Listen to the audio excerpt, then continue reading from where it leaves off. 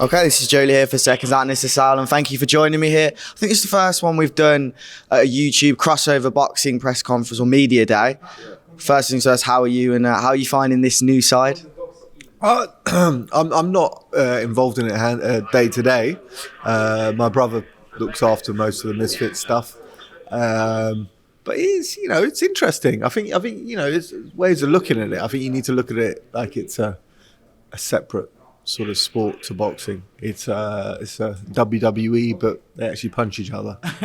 How do you balance that? I know you said you're not heavily involved in this, but how does the business, obviously with Wasserman being the main thing for you guys, or maybe this is 50-50 now, how do you balance it?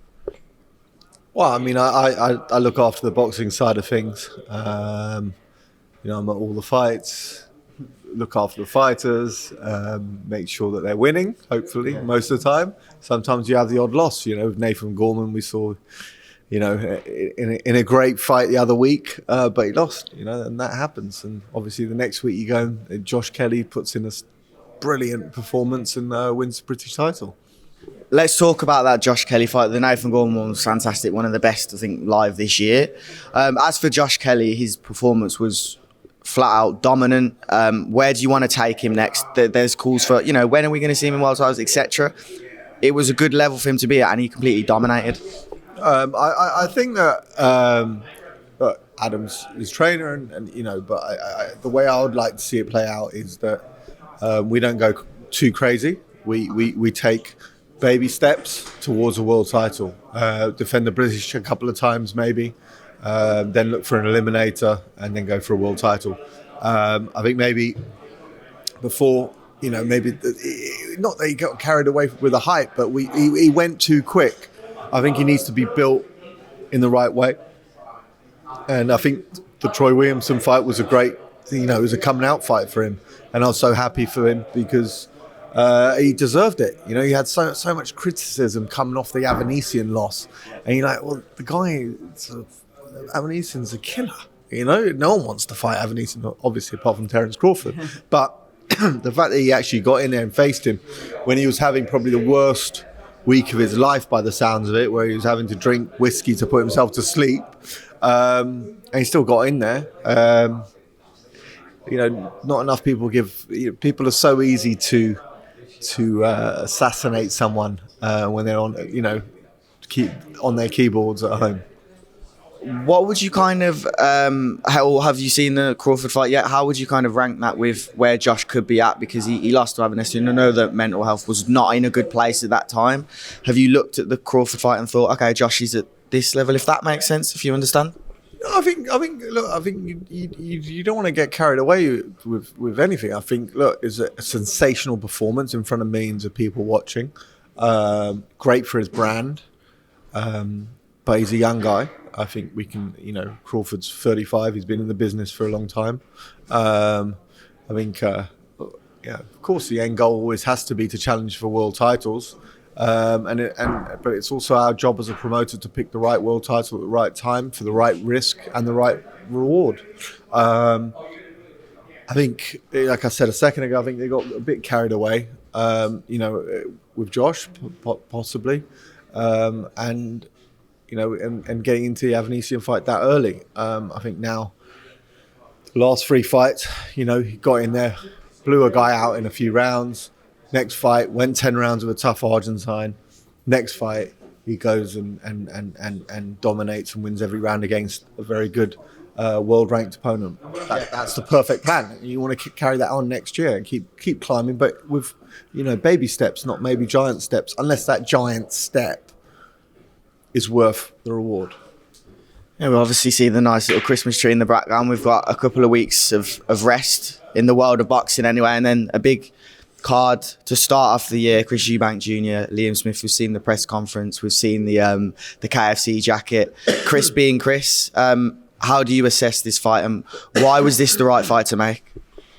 I mean, everyone loves the domestic dust up. What a great way to start the year. I think they both got their characters. One's a showman, one's a working class hero.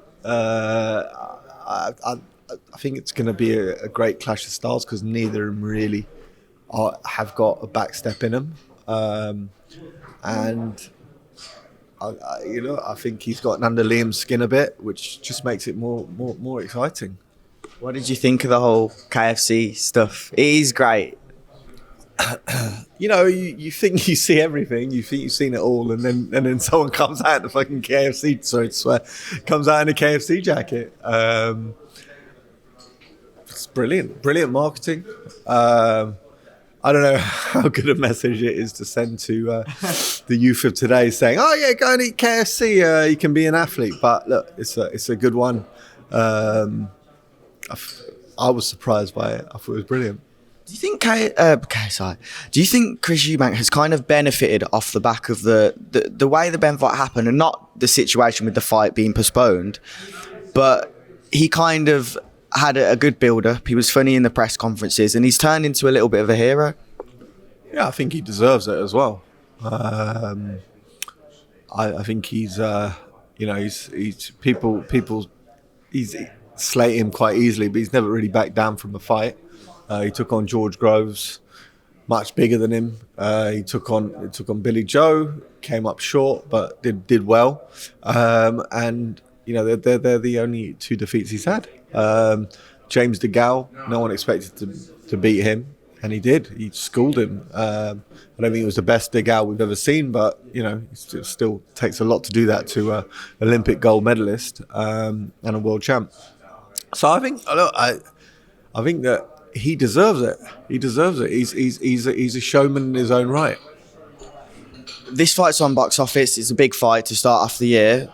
There's always going to be people talking about whether it's worthy of that or not. Why do you think it is?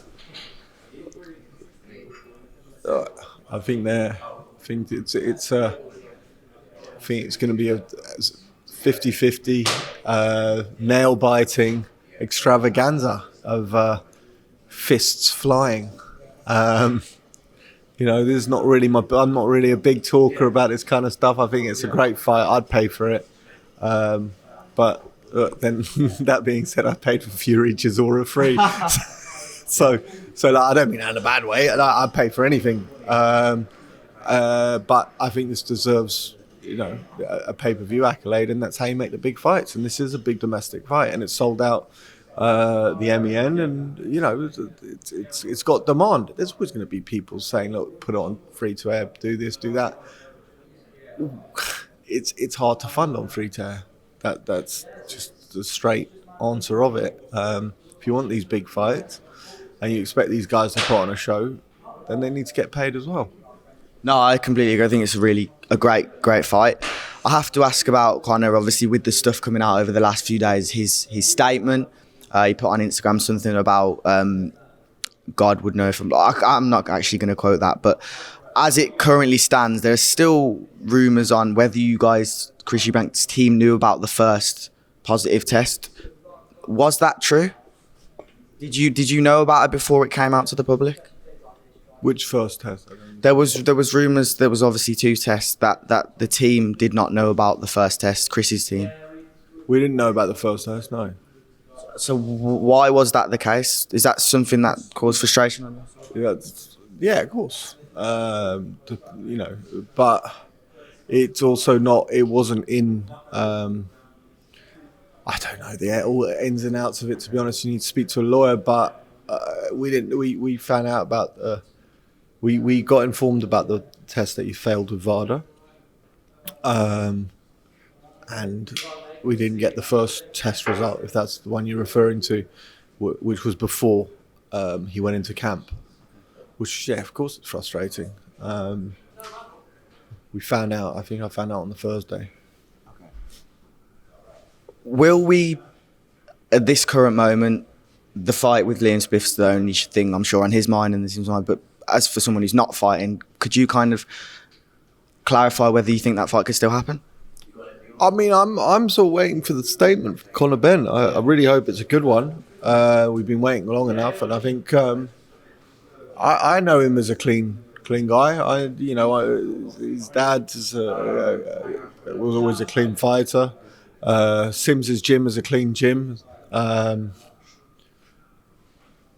I just want to hear this statement. You know, I've read a lot of different stories. You know, I saw Victor Conte, is it Victor Conte? Anyway, Conte, the drugs, or I can't remember the exact terminology of what he does, but he was basically at the beginning he was saying, "Oh, this is bullshit. He's a cheat." But he changed his tone quite dramatically when he found all these articles on old cyclists getting caught for Clovid or whatever it's Clomid. Clovid.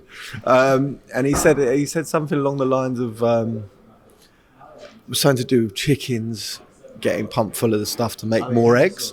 So who knows? I'm not a doctor. I think there's a lot of doctors online at the moment who I probably wouldn't get treated from. I think. Listen, Conor needs to come out and be given the chance to clear his name. We should still exercise the you're not guilty until proven.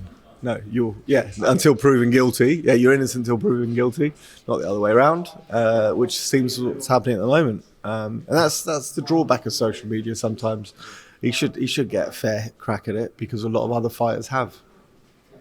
Okay, to end this off then, as I say, it's Christmas coming up, but the new year, what do you have planned other than the big Chris fight? How do you look and see the year planning out? Well, we've got the Misfit stuff, which my brother's obviously looking after, which is going to sell out Wembley on the 14th of Jan, and then we've got the 21st of Jan. We've got obviously Eubank, and then we've got another Misfits in Feb. And then Channel 5 shows starting around then as well. Harlem Eubank back out, headlining hopefully. Lyndon Arthur, Josh Kelly, and the whole gang. Gorman coming back. I think he deserves another crack at it. People telling him to retire at the age of 27. What is he going to do? He's a boxer. He's a fighter. Yeah, he deserves another crack at it. He got excited in that fight. He was winning that fight quite easily and got excited and decided to trade with Fabio Wardley, which is, he'll admit it himself, it was a stupid decision. But we've got a big year planned next year. Brilliant. Appreciate your time. Thank you.